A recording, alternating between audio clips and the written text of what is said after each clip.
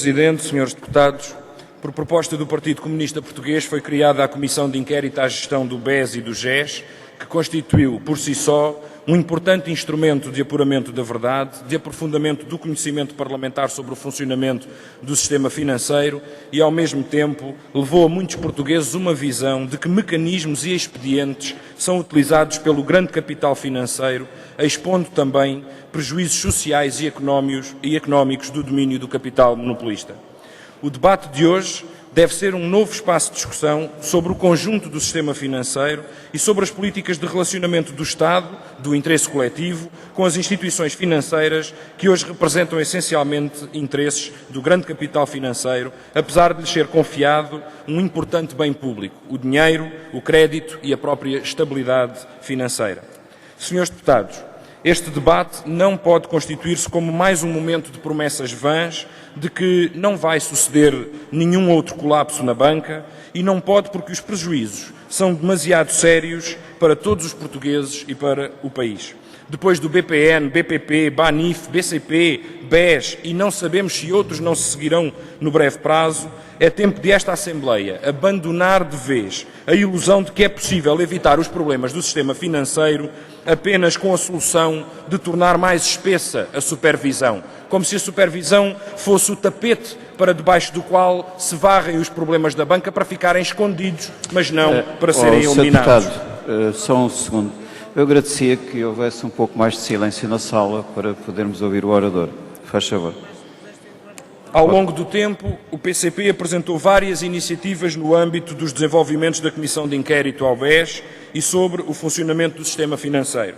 Propusemos que o Estado tomasse medidas para descobrir para onde foi o dinheiro, com a constituição de uma unidade técnica para o apuramento dos beneficiários finais dos fluxos financeiros que lesaram o BES. Até agora, essa proposta do PCP foi a única proposta apresentada para que se seguisse o rastro do dinheiro que desapareceu do BES e devia estar nas mãos do Estado para responder pelos prejuízos do banco. Não chegou a ser concretizada porque foi rejeitada pelo PSD e pelo CDS com a abstenção do PS. Tivesse sido aprovada essa proposta e o aparente conflito entre a justiça portuguesa e os tribunais luxemburgueses poderia inclusivamente ser atenuado, estando hoje Portugal em melhores condições de defender o interesse nacional. Apresentámos ainda, numa iniciativa inédita na Assembleia da República, propostas com vista à extinção dos paraísos fiscais e dos chamados offshores e de medidas imediatas de proibição e controle de relações comerciais e profissionais com entidades sediadas em paraísos fiscais ou jurisdições não cooperantes. Propostas que aguardam discussão em especialidade na Comissão. Propusemos também medidas para travar a venda de ativos do BES e do GES, como a Tranquilidade ou a Espírito Santo Saúde. Trazemos hoje a este debate mais 3 iniciativas que visam 2 objetivos essenciais. Colocar o sistema financeiro ao serviço do país e garantir que não sejam os portugueses a pagar os buracos dos bancos e os desmandos dos banqueiros. Propomos o controle público da banca através dos meios que se revelem necessários, assegurando a colocação do crédito ao serviço da economia e do interesse coletivo, impondo a sua utilização em benefício dos interesses do grande capital financeiro. Continuar a atuar apenas sobre a superfície do problema, ou seja, continuar a dizer aos portugueses que podem confiar na banca privada, porque agora é que a supervisão vai ser boa e mais forte, é além de um embuste, um risco e um luxo ao qual os portugueses não se podem nem querem dar. Viver acima das nossas possibilidades não é ter serviços públicos e direitos, não é ter escolas e hospitais, é pagar pelas aventuras e crimes dos banqueiros que desde 2009 já consumiram cerca de 15 mil milhões de euros de recursos públicos. O que ganham os portugueses com a banca privada? Nada, mas têm tudo a perder. O que perdem os portugueses com o controle público da banca? Nada, mas têm tudo a ganhar. Os custos que o Estado assume com intervenções no sistema financeiro, financiamento da supervisão, despesas fiscais, perda de influência na política de crédito, não são compensados de forma alguma por algum benefício que possa trazer a banca privada. A banca privada representa, na verdade, um custo brutal para os portugueses e para a economia, agravado pelo facto de estar constantemente a sofrer perdas geradas pela gestão verdadeiramente criminosa que muitos banqueiros fazem em seu favor. Se é verdade que o controle público da banca, por si só, não determina o papel que os bancos desempenham, nem as suas opções de gestão, é igualmente verdade que só com esse controle público se poderão dar os passos necessários para que os bancos, a banca comercial, esteja de facto ao serviço do povo e do país. A ruptura com a política de direita, a construção de uma política que afirma a soberania nacional, que assente na valorização de direitos e dos serviços públicos, do trabalho e da produção, implica o controle das alavancas fundamentais da economia.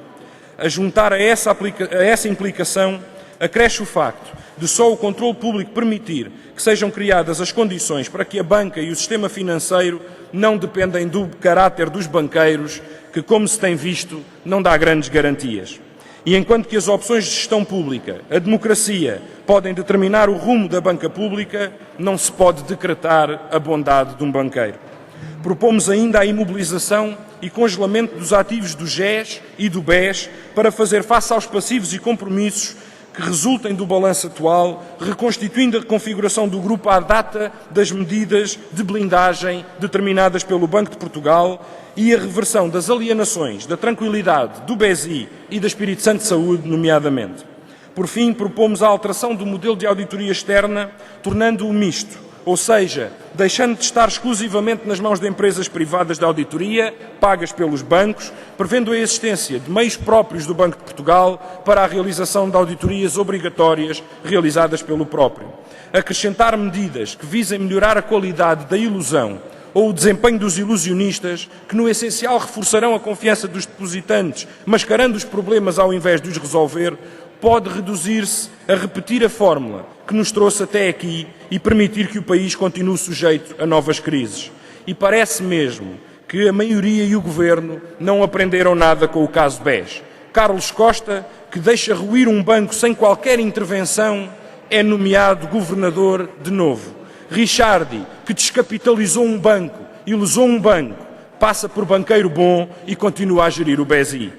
O que o PCP propõe neste debate, senhores deputados, não é que o Estado, o Banco de Portugal e a CMVM continuem a funcionar como forjadores de confiança na banca privada, mas que sejam o garante de uma banca, da confiança numa banca pública que esteja ao serviço do povo e do país e que, ao invés de ser um instrumento de domínio do capital financeiro, seja um instrumento de soberania e de sobreposição do poder político ao poder económico. Disse.